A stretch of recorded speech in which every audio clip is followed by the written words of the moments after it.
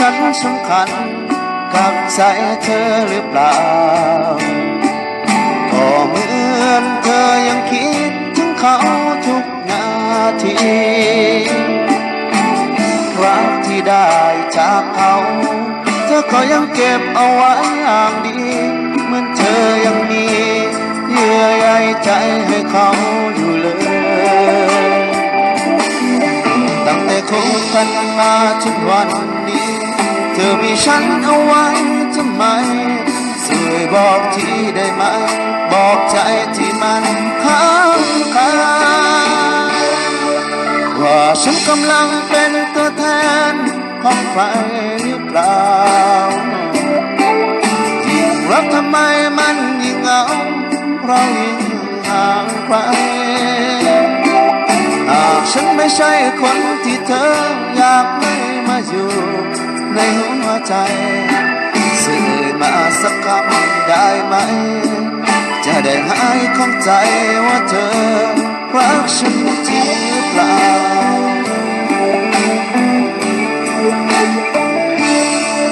หากฉันนั้นถึงเป็น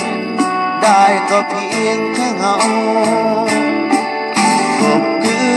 นความเหงาที่เกิดจากเขาคนนั้นก็ไม่รู้ว่าเราจะเสียเวลาไปทำไมกันเพราะต่อให้ฉันดีไงก็ไม่ได้ใจเธอ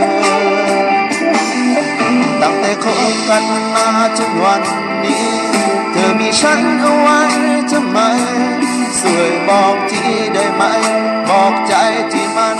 ค้างคาว่าฉันกำลังเป็นตัวแทนของใครหรือเปล่า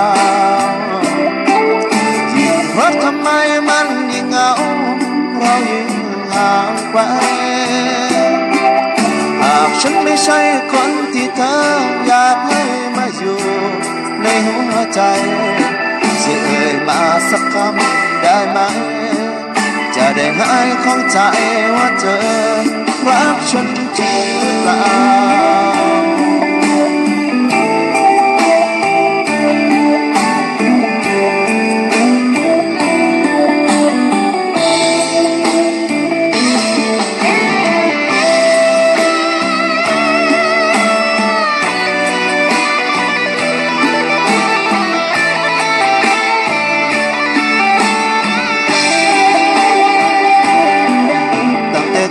กันมาจนวันนี้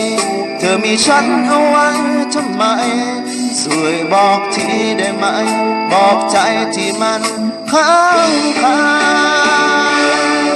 ว่าฉันกำลังเป็นตัวแทนของใครหรือเปล่ายิ่งรักทำไมมันยิ่งเหงาเรายิ่งห่างไกลหากฉันไม่ใช่คนที่เธออยากให้มาอยู่ในหัวใจจะเอ่ยมาสักคำได้ไหม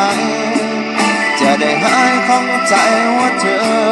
รักฉันจริงหรือเปล่าจะได้หายข้องใจว่าเธอรักฉันจริงหรือเปล่า